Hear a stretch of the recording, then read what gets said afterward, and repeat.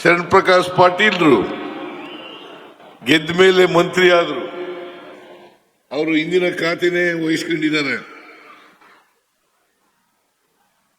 ವೈದ್ಯಕೀಯ ಶಿಕ್ಷಣ ಇಲಾಖೆ ಮತ್ತೆ ಕೌಶಲ್ಯ ತರಬೇತಿ ಇಲಾಖೆ ಎರಡೂ ಇಲಾಖೆಗಳನ್ನ ಮಾಡ್ತಾ ಇದ್ದಾರೆ.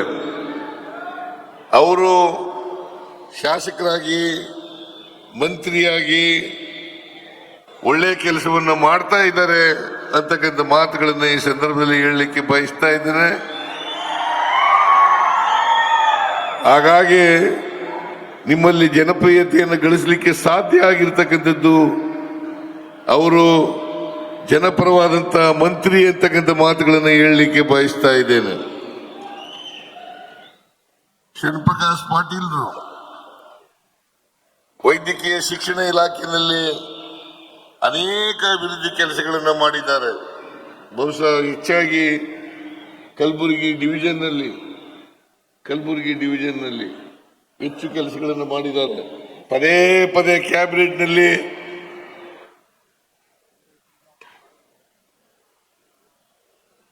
ವೈದ್ಯಕೀಯ ಶಿಕ್ಷಣ ಇಲಾಖೆಗೆ ಸಂಬಂಧಪಟ್ಟಂತ ವಿಷಯ ಬಂದಾಗ ಅದರ ಎಲ್ಲರೂ ಕೂಡ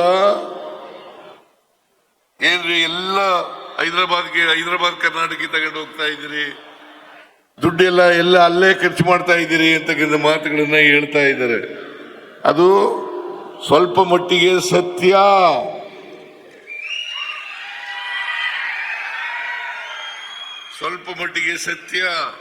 ಅಂದ್ರೆ ನಮ್ಮ ಸರ್ಕಾರ ಕಲ್ಯಾಣ ಕರ್ನಾಟಕದ ಅಭಿವೃದ್ಧಿಗೆ ಹೆಚ್ಚು ಒತ್ತನ್ನು ಕೊಟ್ಟಿದೆ ಅಂತಕ್ಕಂಥ ಮಾತುಗಳನ್ನು ಹೇಳಲಿಕ್ಕೆ ಬಯಸ್ತಾ ಇದ್ದೇನೆ.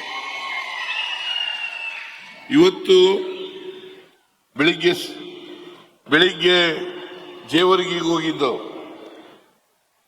ಅಲ್ಲಿ ಸುಮಾರು 906 ಕೋಟಿ ರೂಪಾಯಿಗಳ ಅಭಿವೃದ್ಧಿ ಕೆಲಸಗಳಿಗೆ ಉದ್ಘಾಟನೆಯನ್ನ ಮಾಡಿದ್ರು. ಇವತ್ತು ಇಲ್ಲಿ ಸುಮಾರು 690 ಕೋಟಿ ರೂಪಾಯಿಗಳ ಅಭಿವೃದ್ಧಿ ಕೆಲಸಗಳಿಗೆ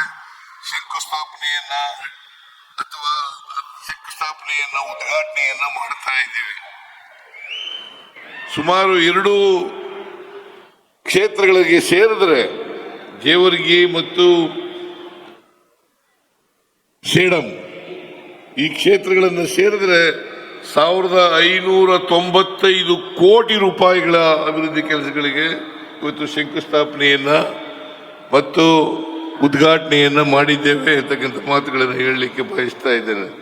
ಶಂಕುಸ್ಥಾಪನೆ ಸೇಡಂ ತಾಲೂಕಿನಲ್ಲಿ, ಸೇಡಂ ಕ್ಷೇತ್ರದಲ್ಲಿ ಸುಮಾರು 579 ಕೋಟಿ 68,80,00,000 ರೂಪಾಯಿಗಳ ಕಾರ್ಯಕ್ರಮಗಳಿಗೆ ಇವತ್ತು ಶಂಕುಸ್ಥಾಪನೆಯನ್ನ ಮಾಡ್ತಾ ಇದ್ದೇವೆ.